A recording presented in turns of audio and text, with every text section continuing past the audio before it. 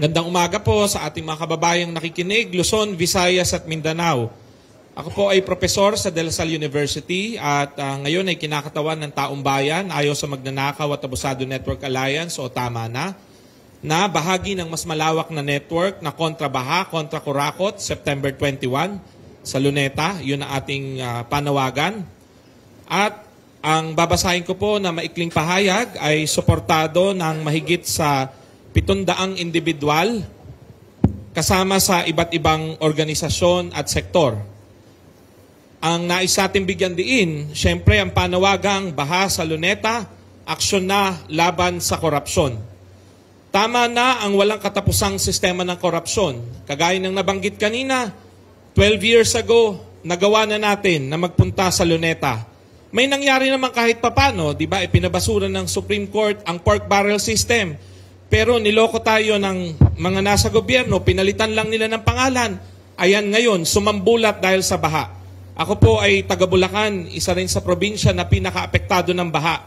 Kaya narito rin po ako bilang tinig ng kung tawagin nga natin ay Bahalandia. Kaway sa mga taga Kamanava, sa mga taga Bulacan, Pampanga na bihirang marinig. Pumunta po tayo sa Hagunoy, Malolos, Kalumpit. Akala natin sa Kamanava lang buong taong baha. Sa maraming lugar po sa Caloocan, ay sa amin sa Bulacan. Sa Hagunoy halimbawa, I think sa 20, merong September 20 sila na pagtitipon na ang mga samahan doon ang nagpasimuno mismo kasi nga talagang hirap na sila sa baha. Kaya nandito tayo para bigyan rin ng boses ang mga hinaing ng hindi laging naririnig. Sawa na tayo sa mga leader na nagpupugay sa resilience ng mga Pilipino para pagtakpan ang pinapasa nating hirap dulot ng kanilang korupsyon. Suya na tayo sa bardagulan ng mga politiko na ang ending ay sila-sila rin ang naghahatian sa gabundok na kayamanan. Kaya pupunta tayo sa Luneta sa September 21 para isigaw, tama na, itigil na ang kurakot, lahat ng sangkot dapat managot. Ang ating panawagan, nabanggit na iba kanina pero ito ay para sa emphasis, para bigyan diin kasi gigil na tayong lahat eh. At sa tingin ko may mga kababayan din tayo na kailangan maipaabot. Tinatanong nila, ano ba ang gusto nyo talagang mangyari? Akala nila siguro isa lang, pero marami tayong gustong hilingin o gawin.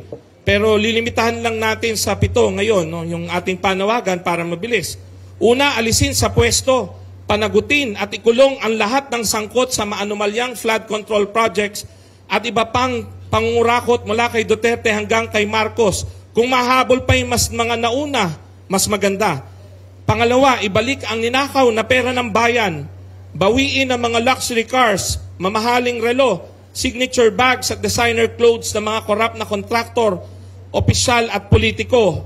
Pati yung Rolls Royce na may payong, pakibalik nila, di ba? Yan. Pangatlo, i-abolish ang lahat ng pork barrel funds at sikretong confidential and intelligence funds. Kasi niloloko nila tayo, papalitan na yung pangalan, akala natin na wala na. Dapat wakasan na yung ganyang sistema. Kung talagang kailangan budgetan na isang bagay, ilagay sa budget para i-justify nila kung kailangan talaga o hindi.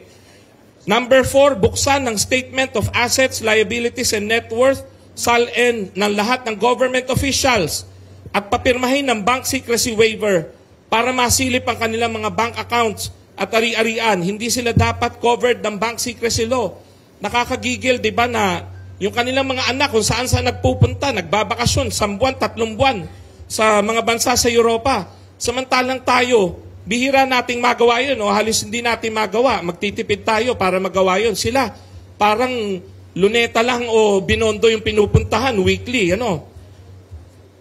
Number 5, ilabas ang lista at iban ang mga kontraktor at supplier na sangkot sa katiwalian at may kaugnayan sa mga mababatas at opisyal ng gobyerno. Di ba? Napakaraming contractors. Sila mismo yung, sabi nga ay, anong tawag doon? Contractor na ngayon. Kasi nagtayo na ng kanilang party list.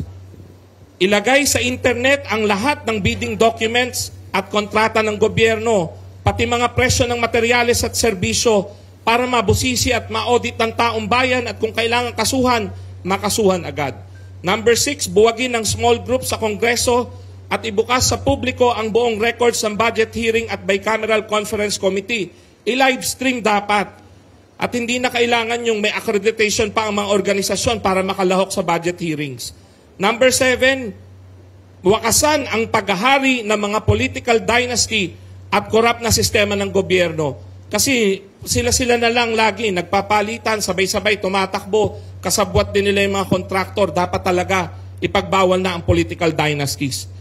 Ang pahayag po ito ay suportado na mahigit 700 pirma ng ating mga kababayan mula sa iba't ibang sektor na nananawagan na magsama-sama tayo sa Luneta sa September 21, alas 9 ng umaga. Na-i-file na po natin kanina sa Mayor's Office ang letter request. So we expect na i-approve ito dahil ito ay karapatan ng sambayanan. Alam natin na i-assert natin ang karapatan ng sambayanan na magprotesta, malayang ipahayag ang ating hinaing kasi lahat tayo ay Pilipino na sawang-sawa na sa korupsyon. Ang ilan sa mga organisasyon po na kasama sa September 21, alas 9 sa Luneta, of course, ang tama na, Panatang Luntian, Movement Against Tyranny, Green Party of the Philippines, Babae para sa Inang Bayan Network, Bunyog, Pagkakaisa, Bagong Alyansa Makabayan, Koalisyong Makabayan, church leaders mula sa Roman Catholic Church, United Methodist Church, Iglesia Filipina Independiente, siyempre mga kabataan at estudyante mula sa Diliman, nandyan sila, mamaya magsasalita, palakpakan natin, nag-walk out sila recently. Siyempre hindi papadaig ang mga nasa Taft Avenue, sana maraming Lasalians at Polinians at iba pa na sumama, UP Manila rin, siyempre, at iba pa mga youth leaders sa buong bansa. Mga influencers, mga artista ng bayan, may Paner Juana Change, kasama natin, Tarantadong Kalbo, Makoy Dubs, Nutriban Republic, FTTM. One Faith, One Nation, One Voice, at napakarami pang iba. Marami pong artista, hindi ko lang mababanggit kung sino yung mga nag-commit na artista. Kasi mas maganda, sorpresa, kita-kits sa Luneta, September 21, alas 9 ng umaga, dali ng kapamilya, katrabaho, kaibigan, magdala ng payong pero walang Rolls Royce ha, payong lang kasi baka umulan. Siyempre magdala rin po ng pagkain, mas masaya habang nagkwekwentuhan, nag-uusap, pinag-uusapan kung anong gagawin natin, may kasama tayo. Sama-sama po tayo, tuloy ang laban, mahaba pa ito, mahaba pa ang lakbayin. Hindi matatapos sa September 21 ang gagawin natin. Alam nating lahat na ito ay simula pa lang. At sana matuto na tayo sa kasaysayan, yung nakaraang mga pagkilos natin noon sa Luneta, okay yon, pero anong pagkakamali natin? Pagkatapos na magkaruling ang Supreme Court, parang nagpulasan na tayo, wala na tayong ginawa. Back to square one. Huwag na nating payagan na ganun ulit ang mangyayari ngayon. So dapat ito, tuloy-tuloy ang pag-uusap ng mga grupo beyond September 21, beyond the next election cycles. May eleksyon na wala. Tuloy-tuloy ang pagmumulat, pag-oorganisa, pagpapakilos, pagbibigay ng inspirasyon sa kapwa Pilipino para wakasan na ito at hubugin na natin, buuin na natin yung bansang matagal na nating pinapangarap. Yung pinapangarap ni Jose Rizal, ni Andres Bonifacio at iba pa nating bayani. Maraming salamat po at magandang umaga sa ating lahat.